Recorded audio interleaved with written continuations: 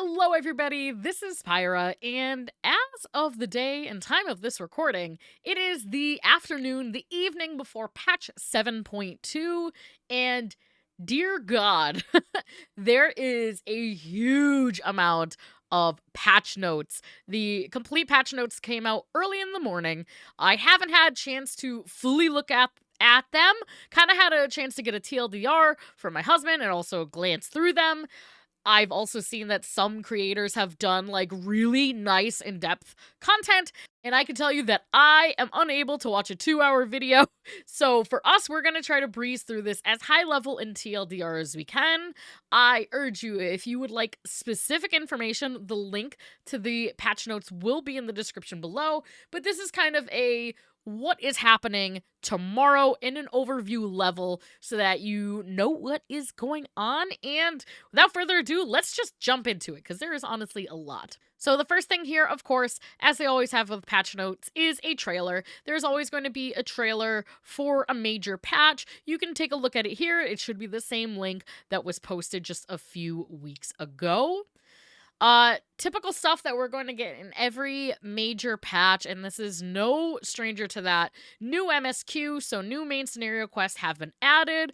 Of course, we are still continuing the Dawn Trail story and the post-Dawn Trail story, which is talking about Woklamat and Sveen and seeing what that is going to continue on.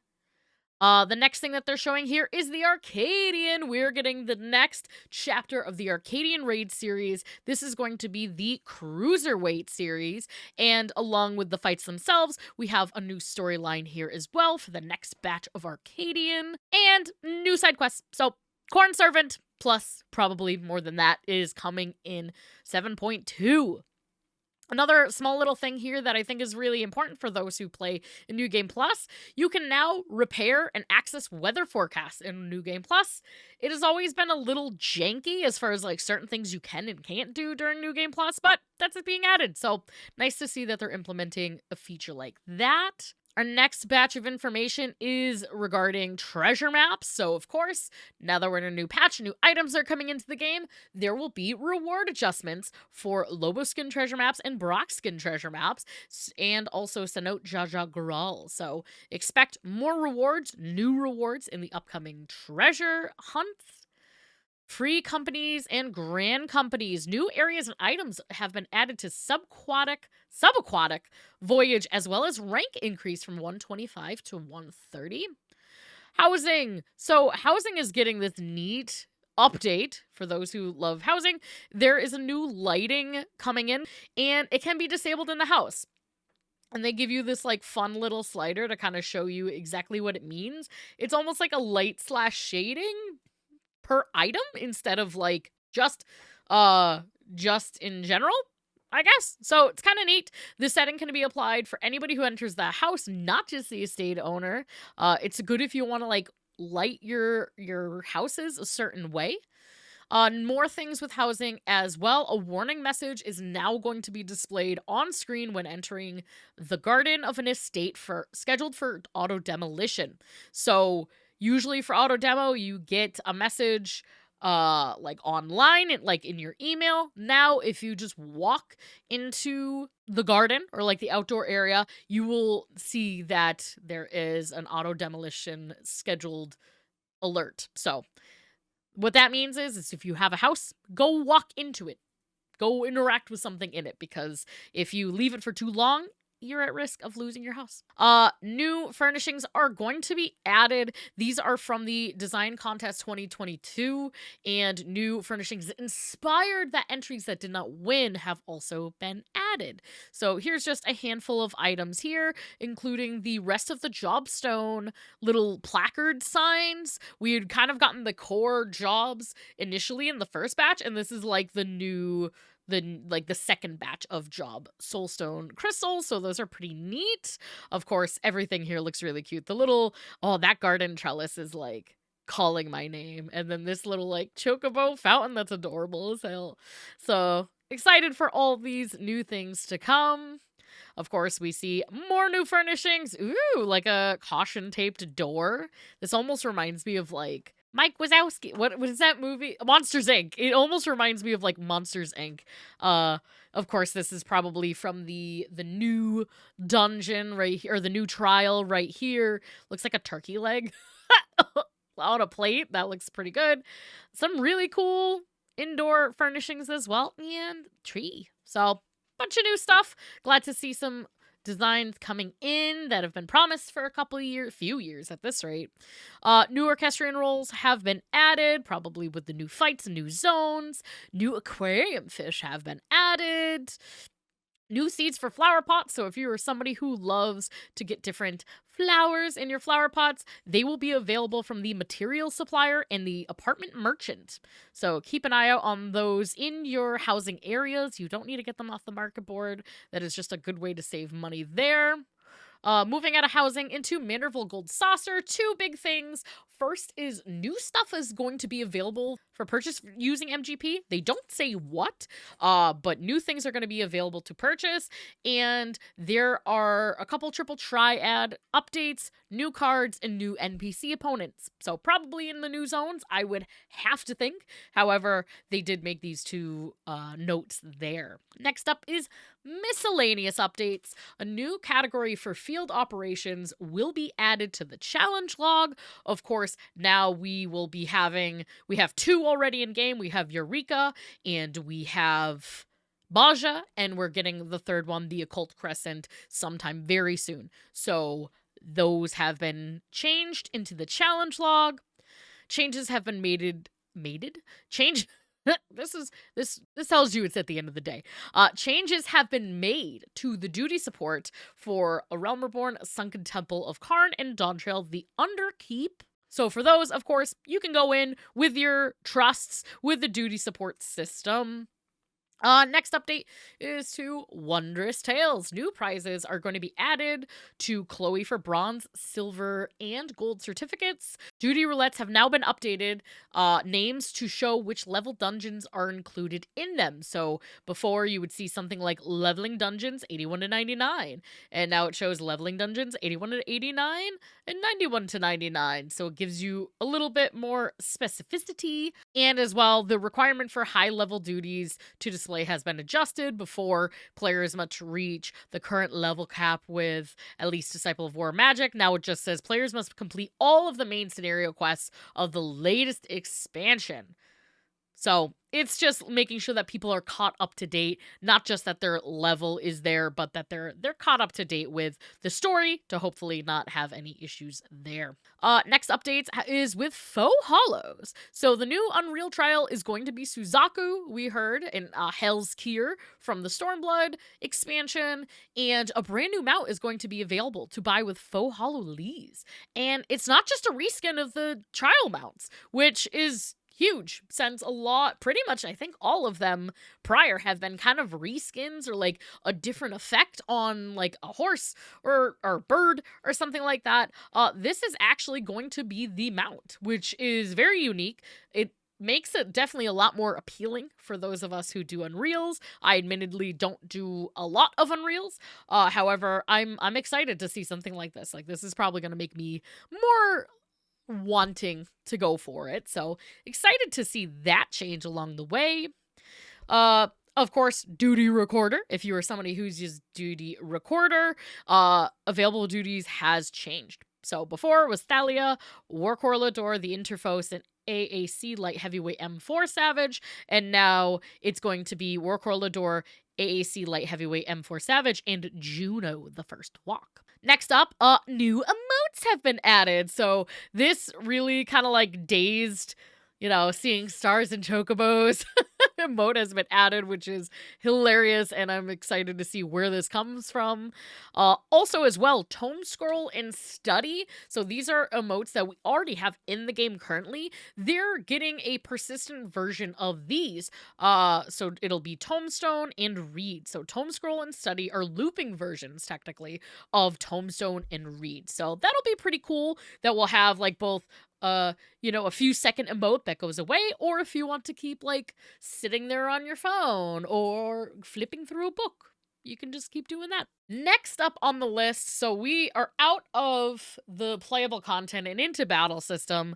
This, holy hell, this might honestly be a single video by itself. There's just so many changes that happen. Honestly, more than I was expecting, but let's kind of cover TLDR. A lot of potency changes for jobs with focus on changing fall off values for AoE attacks. Black Mage, my baby, received a lot of changes regarding cast times, which is honestly making me like anxious and excited and scared and everything at the same time. If you don't know, with Black Mage is also Yoshi P's main class, and it's never really gotten an overhaul. Never. It's had some adjustments, typically like little steps at a time. This, I think, is the first time in history that I remember, at least, which my memory can be shit sometimes, but this is like the first time that I think we've gotten like a major like pop. Like, this is happening to Black Mage. I have to go through and do a deep dive on this. So if I do a deep dive on any job, it's Black Mage. I've been maining Black Mage for over a decade now. So a lot of changes here. The one that people were expecting a lot of changes to, which we kind of had some, was Pictomancer. A lot of people wanted Pictomancer nerfed or something of the sort. The changes are mostly regarding how much advantage it has in downtime. So it'll probably not be as strong in the downtime, save for even like ultimates. We have like Fru, which has a lot of downtime in between like times that you can attack, and there are some changes. So I don't think it got a huge nerf. However, it did get some of those balances in there. Like I said, we're not going to go over the major things in general about the jobs, just because there's just so many minute details. I recommend, especially if you're a raider, this is mostly permanent to raiders, but really permanent to like anybody who you like does battle jobs in Final Fantasy. I recommend just taking a look at your favorite ones, if not all of them. Like I said, I'll have the link below, and we will hopefully get into a deep dive, at least on Black Mage, if not all of the jobs, in a future video. Moving down, this was separated from everything else, but it does affect Black Mage specifically. The effect duration of Astral Fire and Umbral Ice are no longer displayed on the gauge, and that is due to the changes that were made prior. Food, pots or potions, and sprint can now be queued like any other action, which means they should be able to be used as easily without clipping anymore. This is especially going to be great for raiders, because I know myself, I am somebody who has to spam my pot button, like my potions, like 10 times for it to register like once in a rotation, and now it's supposed to be pretty flawless as far as they're telling us. So very excited to see that. That is something that we should have had years ago, but at least like better late than never. But it'll definitely be a little bit of an adjustment. If you are a raider, you're probably gonna have to get a muscle memory retweaked, because like that is a big change, honestly, even though it's so small. Next up on the list of battle content, new dungeon, the Underkeep, has been added. This is looking really cool. You must enter with trust or duty support NPCs or with just people, and this is going to be part of the main scenario quest that comes in. Tender Valley, Stray Burrow, Deadwalk, and oh my god, I always fudge this up. Yawata Field Station have now been item level synced to 730, and all dungeons in the game now have a shortcut warp to bosses. So if the party wipes, no more long runs to get back into the fight. This is another like quality of life thing. We should have had this years ago, but the fact that we have it at all, I am happy to see that they're doing this, because you know, a few wipes happen, and now you don't have to run for like 60 seconds to get to the boss, which is such a great quality of life addition. A new trial has been added. Of course, this is going to be part of the main story as well. It looks kind of like it's honestly part of the dungeon, or at least like semi-part of it, if I had to guess. And this is going to be called Recollection. So Recollection, there will be the normal mode and the extreme mode as usual. And of course, the extreme mode, you're going to be able to get a mount. You're going to be able to, I believe, get weapons. Should be weapons. So please look forward to that. The Unreal, like we mentioned before, Hell's Gear Unreal is going to be accessed via the Raid Finder. And this, of course, is going to be Hell's Gear or Suzaku, Jade Stoa or Byakko is no longer going to be, it's no longer accessible. Not even no longer going to be, it isn't. Maybe one day they'll bring it back, but right now they've been adding different Unreal trials in every major patch. The drop rate for Wings of Ruin and Wings of Resolved has been increased. And so along with this, they can also be purchased via their totems. Their corresponding totems, 99 totems equals amount. Next big thing is new raid dungeon. AAC Cruiserweight tier has been added. This is the next 4 fights for the Arcadian raid series. I am incredibly excited for this, especially being a raider. So of course, normal is coming out tomorrow. Normal's coming out, patch 7.2. A week from tomorrow is when Savage will come out. So Duty Finder, after you unlock the raid, is where you can queue up for the normal. And remember, there is weekly restriction coming back. There's no weekly restriction on entering the Cruiserweight tier at its normal phase, but you will have restrictions on rewards per week. Of course, this will tell you all that information. The new Savage has been added, technically, but it's not happening. You can't get it until Tuesday, April 1st. So know that we have 1 week from tomorrow to do Savage, and all the information is going to be here. Babyface Champion's Weapon. I'm excited to see what the heck these names are. But a lot of different things regarding that. Next major thing here, Sphene Extreme will now have Echo. So if you're trying to do the Minstrel's Ballad Sphene's Burden, that is now going to have an Echo on it. Juno's gear and weekly drop restrictions have been lifted, will be lifted. So if you want to try to farm some gear that you like the look of or something of the sort, you can absolutely do that in Juno now.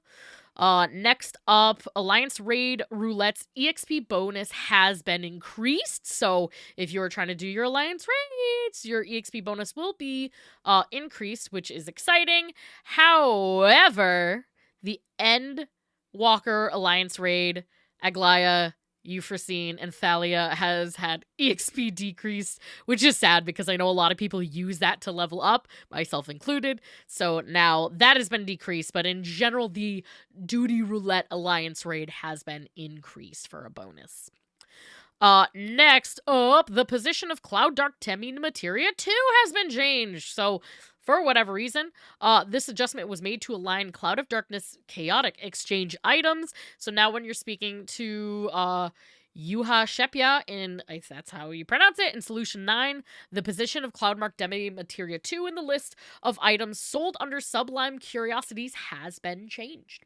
So please note that so you don't get confused if you're trying to find it and you can't find it. Following adjustments have been made to Futures Rewritten Ultimate, aka FRU. Weekly restriction on totems has been removed. It is now lifted, and the eye level sync is set to I-735. So please make note if you are an Ultimate Raider. Elegant Tomestones of Mathematics have been added, so we get a new Elegant Tomestone. Aesthetics can now be traded for Heliometry, and old Tomestones, apart from Poetics, have been removed. So Comedy, Causality, and Aesthetics, we're gone. Now we'll have Poetics and Heliometry. So understand that. Make sure you make your trades if you need to. Now on to Expert Roulette. Expert Roulette will now only have Ueyata Field Station and the Underkeep. That is a change. We're getting rid of a couple of those other dungeons there. Duty Roulette level cap dungeons has been added. So level cap dungeons is now going to be Alexandria, Tender Valley, and the Strayborough Deadwalk. And the rewards are going to be Elegant Tomestones of Heliometry and Elegant Tomestones of Mathematics with your corresponding numbers there. Recollection, of course, will be onto the Duty Roulette trials. Some kind of like regular maintenance things there. Nothing crazy. There's honestly just a bunch of like Tomestone adjustments. I would say read this if you're really into like figuring out what tomestones equal what, just because there's a lot. It's just a lot of different adjustments talking about like all of the different fights. And Sunken Temple of Karn, the last part for this kind of like regular battle section, PvE battle section, Sunken Temple of Karn has been updated and will now allow trusts. For PvP got a whole bunch of changes as well for jobs. We're not going to go over all the specific job things. Right now, the main things that you kind of have to know outside of like, oh, these job things, jobs will now have access to large-scale battle role actions in Frontlines, Rival Wings, and Wolves Den. So all the jobs have a bunch of changes, so we're not going to look at, like, the adjustments there. This new thing, though, is pretty new. So jobs will now have access to large-scale battle role actions in Frontlines, Rival Wings, and Wolves Den. This is kind of playing off of some of the Baja things we've seen before. I think it was Baja. Essentially, each role, we're going to have a single PvP action that you wish to use out of 3. So they will give you 3 actions per role. You get to choose one in Frontline and Rival Wings. So, for instance, tanks, you're going to have an option of Rampage, Rampart, or Full Swing. And depending on the style or the action of your choosing, you get to have this kind of like extra action. It will not be available in Crystalline Conflict. However, all the large scale PvP instances, it will be. A bunch of PvP actions have shortened times between using the action and the effect of it happening. Again, read this if PvP is like your thing and you're really trying to figure out what class has what. Read it. Look at that. There's so much. So we're not going to go into that in detail. Effects or motions of Hyosho Renryu for Ninja, Dance of the Dawn for Dancer, and Resolution for Red Mage have been adjusted. New items available to buy with trophy crystals, and finally, some previous series rewards are available again to buy with crystals. So that's a good thing. They're bringing things back into the game, and I know I have way too many trophy crystals, so being able to spend them on something is very, very exciting. Series 8 is going to be beginning. So Series 8 will be beginning with patch 7.2, and it'll go all the way through patch 7.3. Season 14 begins for Crystalline Conflict and will take place on the Crystal DC. So this is when they're starting to, have people go to a certain DC to do all of the things. In Crystalline Conflict, the crystal's movement speed no longer increases if it's within a distance from the center point that's less than the opposing team's progress record. So, specific here, like very specific, if you're into Crystalline Conflict, the losing team's clear progress speed is no longer increased at checkpoints, and target enemy party member 1 through member 5 key bindings have been added. Frontlines also got some updates. Pretty much, again, a bunch of jobs got changed, mostly to damage dealt and received. Go read it if you want to know specifics. Battle high changes. KOs needed reduced from 10 to 8 to get a battle high. Assists needed increased from 2 to 4. So it's going to be a little bit different in regards to a KO or an assist and how that affects your battle high. Borderland Ruins Secure has returned along with a whole bunch of changes. So this forever ago map that used to be torturous has now gotten a lot of lifestyle changes, ?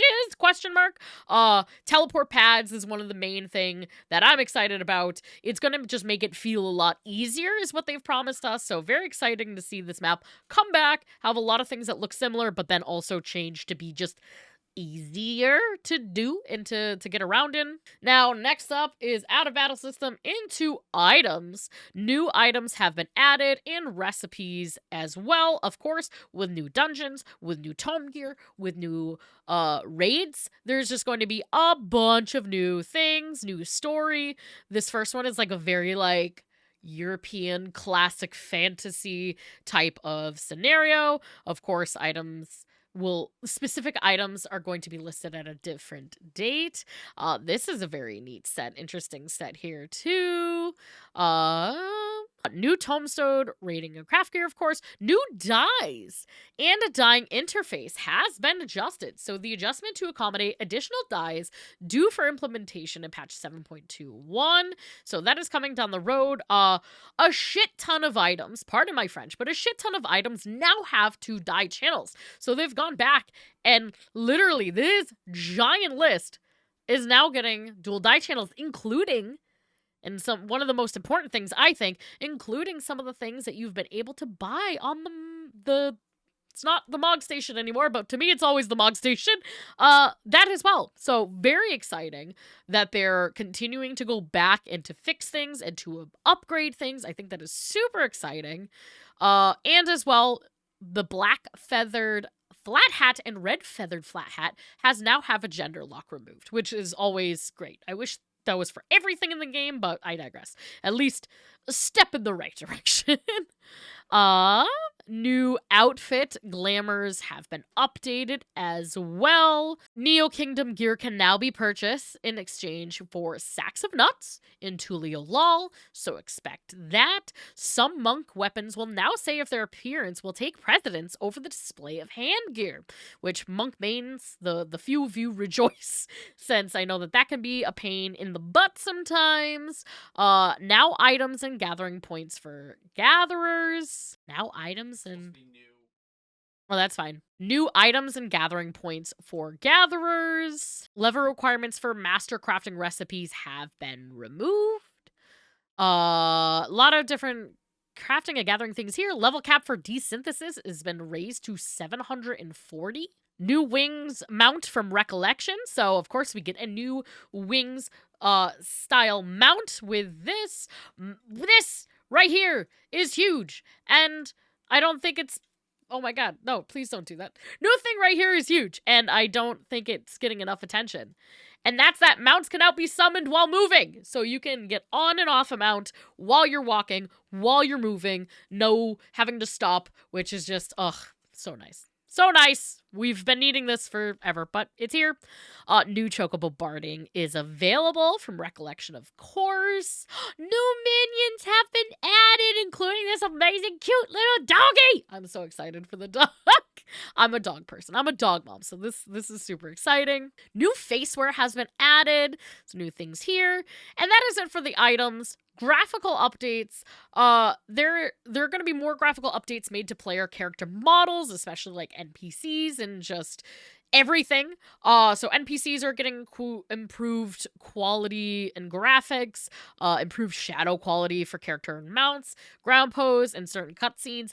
And because they're making even more changes to the player character models in specific, we're going to get another free Fantasia available from the Wandering Moogle in Gridania. So keep an eye on that Wandering Moogle. It's kind of where Jonathus is in that area, and you can get another free Fantasia, even if you don't want to use it now, just get it. It's free. Save you money down the road, probably. A bunch of older weapons are getting improved graphical details. Again, it's a huge list. Honestly, it's very exciting to see that they're going back, weapons and gear, and just like trying to make things better. Another thing, of course, vegetation in following areas have been rendered, so they're trying to just make everything look just a little bit nicer. And in 3.x and 6.x areas, public area, cities, and duties are now rendered in higher resolution. No changes made to no changes currently made to Quertha's Western Highlands, Raktika Greatwood, the Tempest, or Ultima Thule. Maybe a change for the future, but at least not for this time being right now. And more shadows. So we will be getting more shadows cast in some 2.x and 6.x areas. And in general, certain areas that have had, like, that were supposed to look like more jungly are now being increased. They're just, like, really going in with, like, heavier details and, like, adding more things, too. Not even just, like, making things sharper, like, physically adding more, which is just super exciting that they're continuing to, like, improve upon the systems that they started in Dawn Trail. Bunch of system updates. We're just gonna kind of run through this like really quick. Sprint will now give the jog status when its time runs out. So the job will give you faster movement speed, but not as fast as sprint. Think like a Peloton sprint. Speed? Peloton speed for like a jog. New marker actions have been added to the menu, added to the actions and traits menu. If multiple targets are marked, using actions will cycle through those targets and numbered from highest to lowest, which is exciting, especially if you're somebody who uses macros or raids or both. So that is pretty exciting. New field instances have been added to Solution 9, Heritage Found, and new 7.2 areas to help reduce congestion, especially with the new MSQ coming in. We're getting new achievement titles that will be added, new accents for portraits, just like kind of updates for portraits, especially with new things. We even have like Fru here, some new portrait and adventure plate added for Fru. G-Pose is getting some cool adjustments. Depth of field has been adjusted, which is really nice. It actually looks nice and less janky is kind of what we've been promised, which is really cool. Of course, we're getting some new stickers as well, and the logo, the patch logo frame has been updated with a patch 7.2 logo. I'm also like super excited for this like next opponent, like Arcadian little nod here. And we have some new adjustments to Blacklist. So to help prevent the identification of account IDs that are not displayed in game, relevant saved client data has been reset. So we've noticed that this was an issue a while ago. Will this fix the issue? I'm honestly not sure, but hopefully that'll at least rectify what has been available up to this point. It says, although information registered on the blacklist has been preserved, characters blacklisted prior to patch 7.2 will be displayed as character name could not be retrieved, and any saved comments will be deleted. All information registered on the mute list has been deleted. So keep an eye on that. All players will be able to unable to blacklist characters that were registered as contacts prior to 7.2 via their contact list. So hopefully this helps. We will see. We'll just have to see when the patch goes live. And then the last couple things. First is going to be the next big things. DC travel, destination worlds will now show in a random order to prevent congestion by people just clicking on the first world there. I know Aether. Some people click on Adamantoise first because it is the first. They're going to have a random order. So if you still want to go to a certain server, you can try to do that. However, it's going to be shuffled to hopefully avoid unnecessary congestion. And for the launcher, the Lodestone tab has been changed and called Community, or changed to Community, and there's going to be a bunch of new backgrounds. So new backgrounds have been added, including all of the Scions. So that is like the big it. There's a bunch resolved and known issues. Again, there is so much in these patch notes. Getting it down to like this time, like a half an hour or so, was like a miracle. So very high level. If you are looking at all this and you want more information, let me know in the comments below. What are you most excited for tomorrow and in patch 7.2?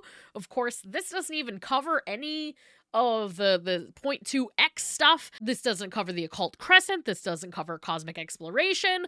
We will get into that further, but this is a huge patch coming in. I didn't want to make this video too long, so without further ado, thank you for watching. Thanks for hanging out.